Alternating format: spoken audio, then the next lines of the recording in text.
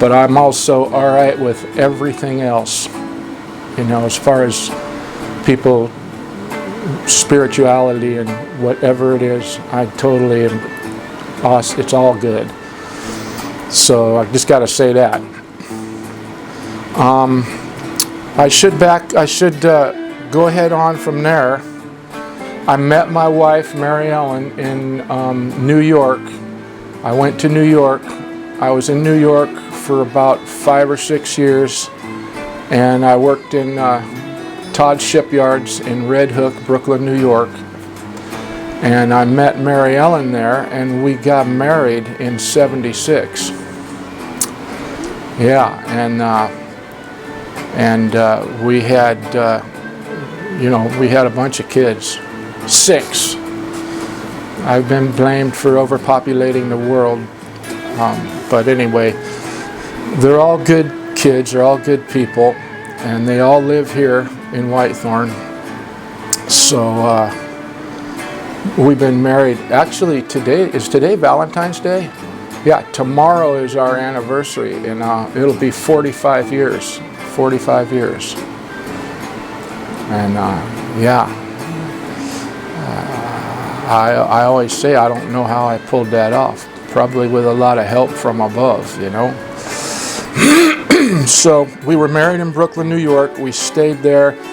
I stayed there and worked for quite a while, and then we just both realized that we did not want to raise our kids in New York. It was just too much, and I had something to come back to here. But I did not come right back here. I moved to Colorado, and I lived in Colorado for another 5 or 6 years. And there I had truck driving skills from growing up here, so I always had truck driving jobs. I hauled heavy equipment and end dumps and stuff like that. So I want to mention Walt Hunter. He's the guy that taught me how to drive truck back in the day, in the early 70s. You know, I think it was like 74, 73.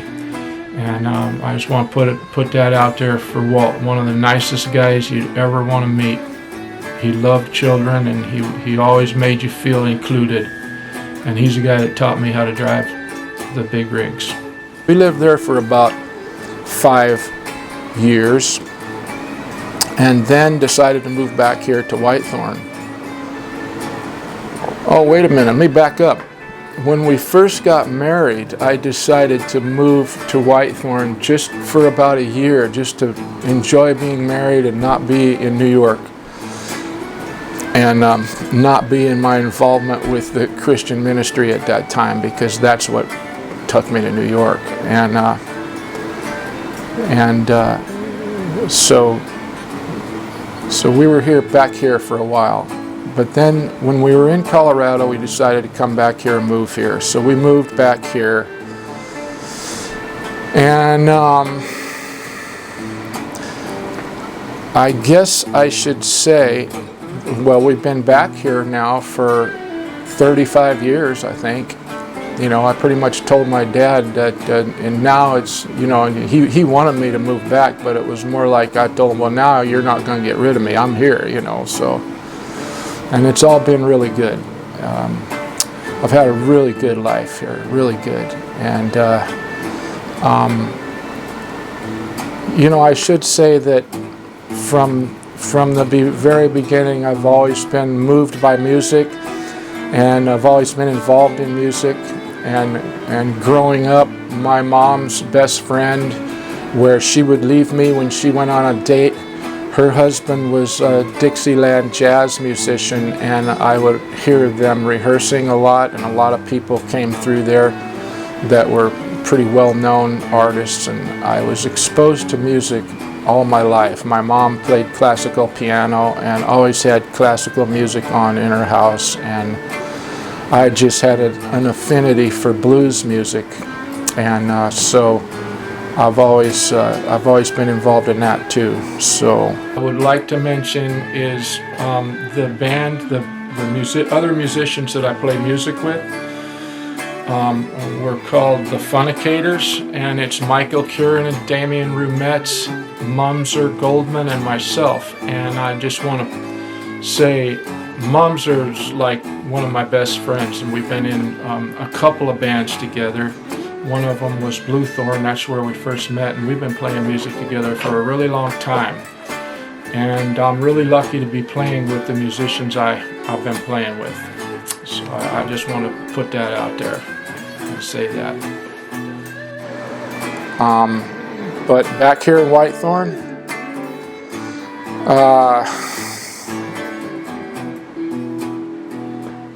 working and raising a family. I was into dirt bikes almost as much as music, and so were all three of my sons. And to me, it was kind of like if you lived next to Loveland Pass and didn't have skis, you know. I mean, here the dirt bike riding around here was just epic, you know. It was like, I always told my sons they don't know how good they have it here. And it was always an adventure, going out and riding out in the middle of nowhere and coming back or whatever. But so that was a big part of my life growing up. And I guess I should mention that about 6 years ago now, I got a street bike.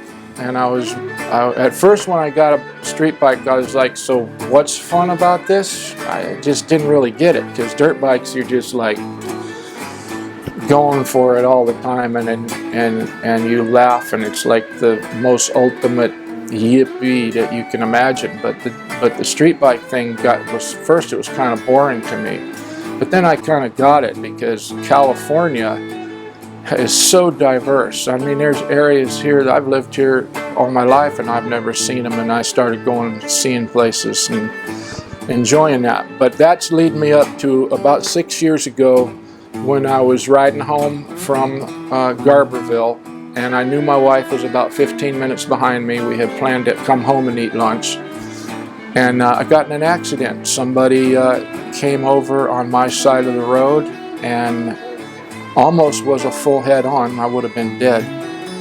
And I ended up losing the bottom part of my left leg, and that was a pretty traumatic experience. I mean, I pretty much almost died. Somebody came along and wrapped a dog leash around my leg, and people came along really quick and all that. Make a long story short, I was in the hospital in intensive care for a long time, and always had the support of my family and friends. Mike and Michelle came to see me, and many others.